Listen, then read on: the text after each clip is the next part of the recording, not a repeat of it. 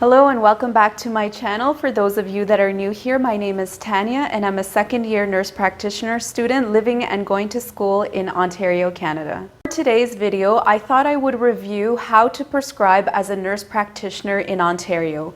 I'm basing all of it on the CNO, or the College Nurses of Ontario Nurse Practitioner Practice Standard. I will be including a few prescription examples at the end that I've written during clinical or during class. So let's get started.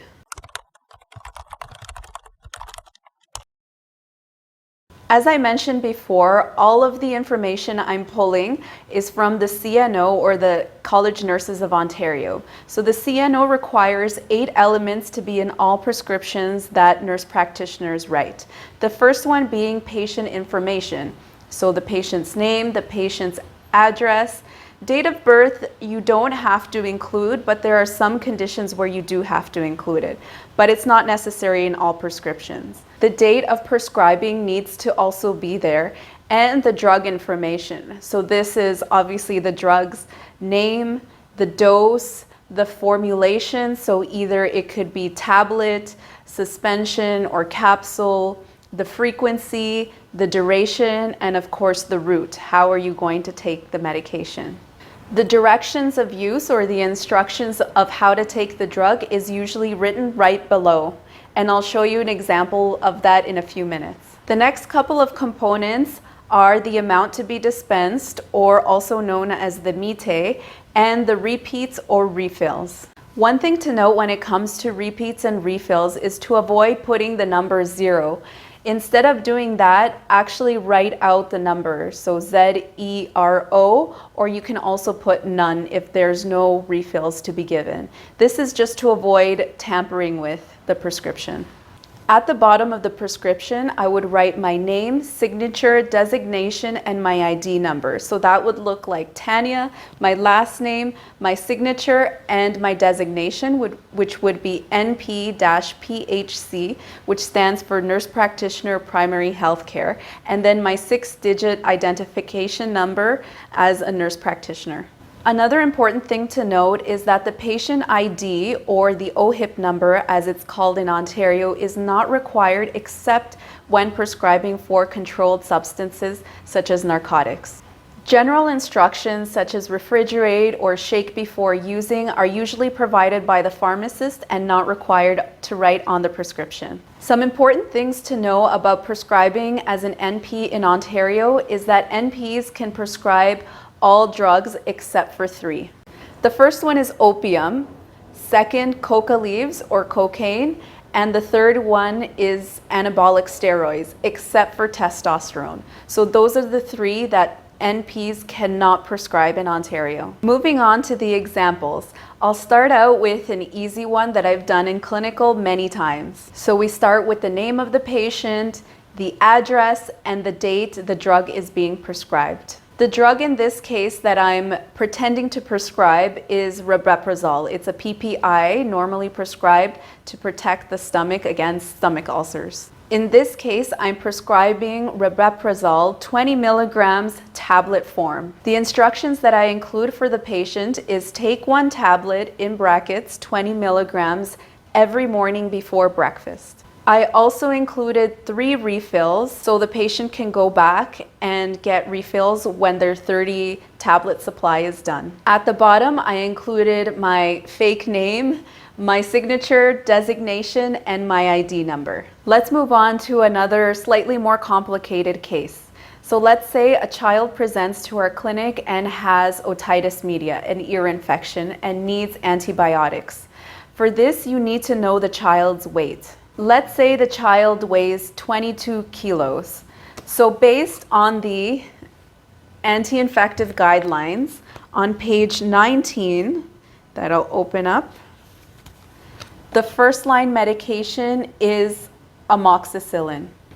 So here it's telling me that I can prescribe amoxicillin as the first line, 80 milligrams per kilo per day, and I can divide that either BID or TID. I decide to prescribe the child amoxicillin but suspension form or liquid form instead of tablet. because children tend to drink liquids more than they would take a tablet, even if it was crushed up. So in this case, I decided to prescribe amoxicillin oral suspension 250 milligrams per 5 mils. So here comes the tricky part, deciding how much antibiotic to give the child based on their weight. So the calculation is as follows: 22 kilos times 80 milligrams per kilo per day. And again, that's based on the anti-infective guidelines, the first line, and they tell you the usual dosage in here. So based on that calculation, it works out to be 1760 milligrams per day. So the next step is to decide whether you're going to give it BID twice a day or TID 3 times a day. In my case, I chose BID because I think it's just a more simple route, and I think realistically children will only tolerate antibiotics 2 times a day. So I divide 1760 milligrams by 2, or BID, and that gives me 880 milligrams per dose. So now we have the milligram dose that we're supposed to give the child, but remember, it comes in liquid form or suspension form, so now we have to convert it back to mils. So the way I do it is 800 milligrams divided by 250 milligrams. Remember, that's the amount that the suspension is in, or the concentration. Then you times it by 5 mils. So the milligrams cancel each other out and you're left with 17.6 mils. So for the instructions, I would write, take 17.6 mils in brackets 880 milligrams by mouth twice a day for 5 days. The mite would be 176 mils, and how I came up with that is 17.6 mils times 2, because we're asking them to take it twice a day, times 5 for 5 days. Now here at the bottom, repeats, I put none. Remember what I said about not putting the actual 0? So here I just wrote none, or you can write 0. So for the next example, it's going to be a controlled substance.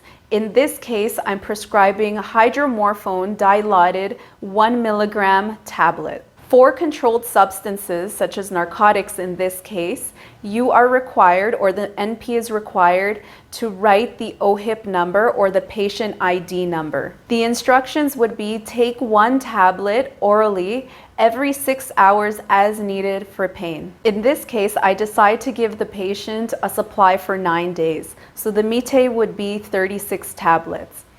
But in the special instructions, I would say dispense 12 tablets every 3 days. I want to write this because I want to include patient safety, and I don't want them to overdose if I give them 36 tablets altogether. And again, at the bottom, I put repeats none and my name, signature, designation, and ID number. And those are the basics of prescribing as an NP in Ontario. I hope this video was informational and gave maybe future nurse practitioner students an insight into how prescribing is done. If you have any questions or comments, please leave it down in the comments section and I will respond to you. Anyways, that's it for me. I'll see you in the next video.